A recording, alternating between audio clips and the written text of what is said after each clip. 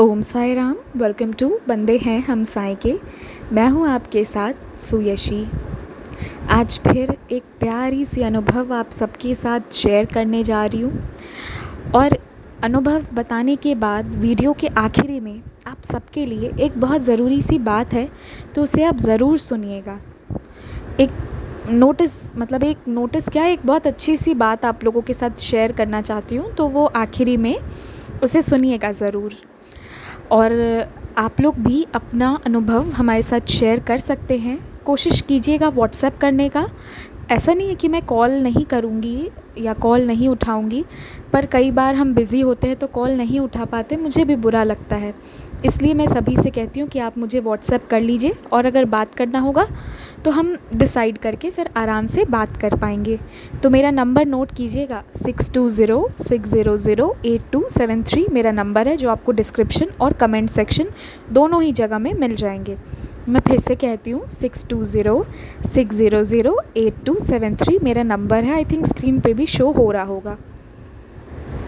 तो अपना अनुभव ज़रूर शेयर कीजिए, क्योंकि ये साई सच्चरित में भी लिखा हुआ है कि हमें जो भी बाबा के आशीर्वाद स्वरूपी अनुभव है, हमें इनका गान करना चाहिए, बाबा की लीलाओं का गायन करना चाहिए। इससे पुण्य मिलता है।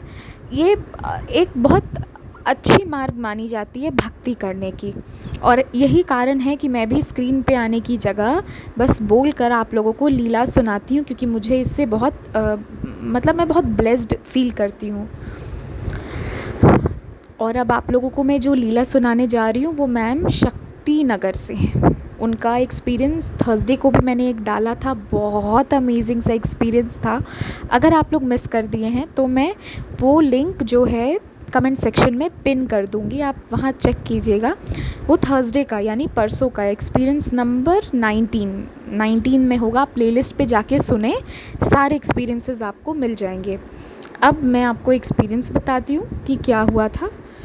तो ऐसा हुआ कि वो जो मैम है ना, मुझसे उनकी मुलाकात कहिए 3-4 दिन पहले ही हुई थी। थर्सडे के पहले 2-3 दिन पहले हुई होगी।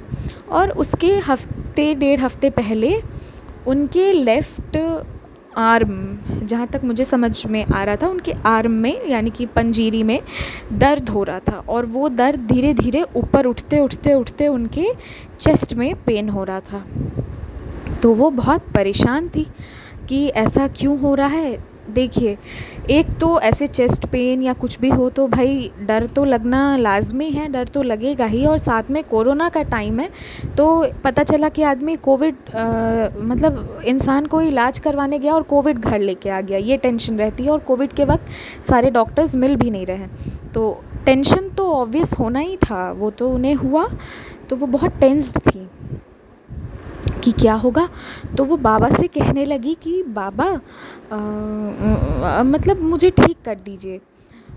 और मैं पहले जहाँ पर थी तो वो ये कहे कि बाबा अगर ठीक हो जाएगा तो मैं ये एक्सपीरियंस शेयर करूँगी, आप मुझे ठीक कर दीजिए। और उनके घर पे जो अगरबत्ती का राख होता है, एशेस, उसी को जो बाबा के सामने वो लगाती हैं, उसमें वो थोड़ी सी, हो सकता है मंदिर की या शिरडी की, जहाँ की भी ऊदी थी उसे मिलाकर वो अपना ऊदी बना के रखी थी। उन्होंने ऊदी का सेवन किया पहले दिन। फिर उसके बाद 2 दिन उन्हें कुछ नहीं हुआ, 2 दिन तक उनका दर्द बरकरार रहा। लेकिन उसके बाद वो दर्द में आराम हो गया, वो कम हो गया।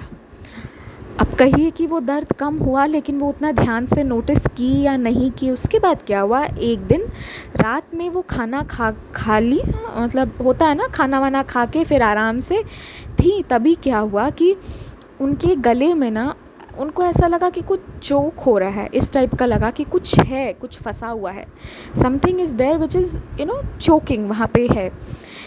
तो वो कुछ सोच रही हो, तब तक उन्हें उल्टी हो गई। अब ये उल्टी हो गई। इसके बाद क्या हुआ, उल्टी होने के बाद उनकी, वो जब उल्टी की तो उसके बाद उन्हें इस बात का अनुभव हुआ कि मुझे तो चेस्ट में या मेरे आर्म में कहीं भी दर्द है ही नहीं, जो दर्द था। और आपको बताऊं, ये वॉमिटिंग हुआ, उसके बाद वो नोटिस की, ठीक है। फिर उसके बाद वो सोची कि क्या ये सच है या गलत है कि मेरा दर्द ख़त्म हो गया। ये बस एक वहम है या ये एक सच्चाई है। तो वो ना फिर अगले दिन प्राणायाम की। जब वो प्राणायाम की तो सच में दर्द नहीं हो रहा था। लेकिन हम तो इंसान हैं ना, तो हमें थोड़ा विश्वास करने में टाइम भी लगता है। तो वो बार बार बार बार प्राणायाम कर रही, क्योंकि पहले ना बहुत दर्द होता था उन्हें जब वो प्राणायाम करती थी तो।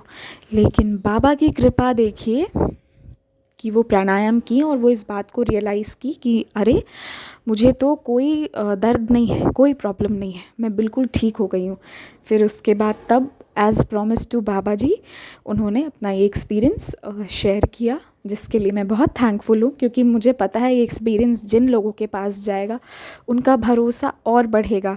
जो अभी शायद 2 कदम पीछे थे वो 4 कदम आगे आएंगे बाबा जी के पास, क्योंकि बाबा तो अपना हाथ फैलाकर बुलाते हैं। और मैं एक एक्सपीरियंस इस पे अपना ऐड कर रही हूँ, क्योंकि जब मैम बताई ना अपना एक्सपीरियंस तो मुझे एक याद आया। तो मैं सोची कि इसी के साथ मैं भी अपना एक छोटा सा अनुभव शेयर करूँ। ये बात ना कल कल नहीं, परसों परसों की है। परसों हम लोग इधर, मतलब मैं बाहर के रूम में थी, अपने स्टडी रूम में बैठी हुई थी, मम्मा अपने रूम में सो रही थी, मेरी मम्मा। तो वो कहीं ना कि मुझे ना अचानक से सांस लेने में प्रॉब्लम होने लगा, वो उन्हें बहुत परेशानी होने लगी। तो वो बोली ना कि अब देखिए उन्हें उस वक्त इतना ज़्यादा होने लगा ना कि वो उठ के हमारे पास आई नहीं या हमें आवाज़ नहीं लगाई। वो बोली कि मैं बाबा को आवाज़ लगाने लगी। और मेरी एक हैबिट है कि ना हम लोगों का जो फ़ोन है ना, मोबाइल फ़ोन, तो उसका जो कवर होता है वो हमारा ट्रांसपेरेंट कवर है, मतलब आर पार दिखने वाला कवर। तो मैं ना सभी के फ़ोन में मेरे घर पे बाबा जी का एक फ़ोटो पीछे लगा दी हूँ। और बाबा जी का फ़ोटो मुझे घर पे मिला था, कैसे मिला लास्ट ईयर वो भी एक लीला ही है, कभी शेयर करूँगी। तो वो वाला ना मैं सबके उसमें मतलब फ़ोन में लगा के रखी हुई थी। और मम्मा अंदर के रूम में थी तो वहाँ पे उनके सामने में वही बाबा जी थे। उस फ़ोटो में 2 बाबा जी बने हुए हैं एक ही फ़ोटो में। तो मम्मा ना वो ही अपना फ़ोन पलट के बाबा जी को प्रेयर करने लगी कि बाबा जी क्या आज तो लग रहा है कि मैं बचूंगी नहीं, आप बचा लीजिए बाबा। कैसे होगा घर, कैसे मतलब ऑब्वियसली घर कैसे चलेगा, सब कैसे होगा। तो ऐसा करके वो कहने लगी ना। फिर वो बोली कि मुझे 5 मिनट के बाद 80% आराम मिल गया, मेरी सांसें वापस आ गई। और वो बाबा का प्रेयर करने लगी और फिर वो पूरी तरह फिर ठीक हो गई। तो उस दिन थोड़ा, फिर उसके बाद वो भी ऊदी शाम में लगाई, सब कुछ की। तो ये ऐसे बाबा करते हैं कि एकदम ऑन द स्पॉट आके हेल्प करते हैं। ये हमारे श्री साईनाथ की कृपा रहती है। ये मेरे घर पे हुआ हुआ एक्सपीरियंस आप लोगों को वो मैम के एक्सपीरियंस के साथ ही बता दी, क्योंकि मुझे तो एट इंस्टेंट याद आया था। तो मैं सोची कि फिर मैं भूल ना जाऊं, इसीलिए आप लोगों को भी बता दी साथ में। अब एक बात जो मैं बोली थी कि वीडियो के लास्ट में कहूँगी, आप लोग ज़रूर सुनिएगा।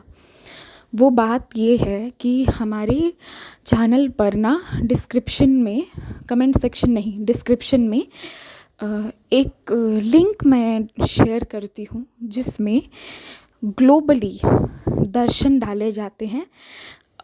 जैसे कि साईं बाबा जो हैं इंडिया में, तो हमें मोर और लेस पता है ना कि ठीक है कैसे वो इंडिया का भी डालते हैं और फॉरेन का भी दर्शन डालते हैं।